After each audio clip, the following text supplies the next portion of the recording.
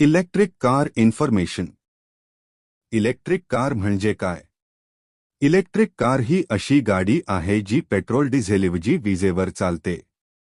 यात electric motor वापरली जाते जी रिचार्जेबल बॅटरीमधून ऊर्जा घेते. ही कार पर्यावरणपूरक, इको फ्रेंडली असून भविष्यातील सर्वात उपयुक्त तंत्रज्ञान मानले जाते. इलेक्ट्रिक कारचे मुख्य घटक. 1. बॅटरी पॅक ऊर्जा साठवणूक करण्यासाठी.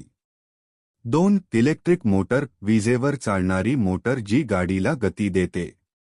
3. कंट्रोलर बॅटरी व मोटर यांतील ऊर्जेचा पुरवठा नियंत्रित करतो.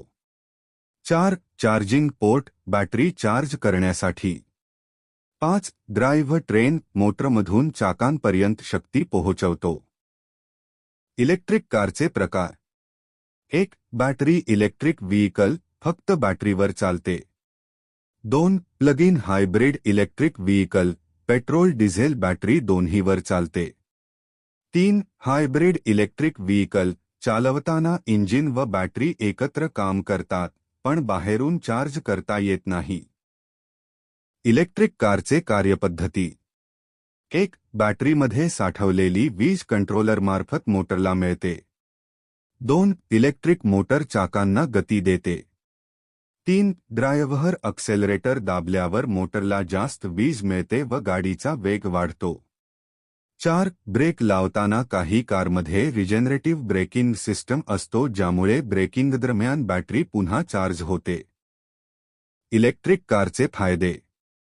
1. इंधन खर्च कमी 1 किमीला साधारण 1 रुपयापेक्षा कमी.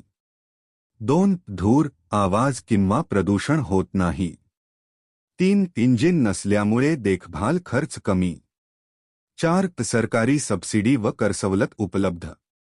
5. भविष्यातील टिकाऊ तंत्रज्ञान. इलेक्ट्रिक कारचे तोटे. 1. चार्जिंग स्टेशन अजून सर्वत्र उपलब्ध नाहीत.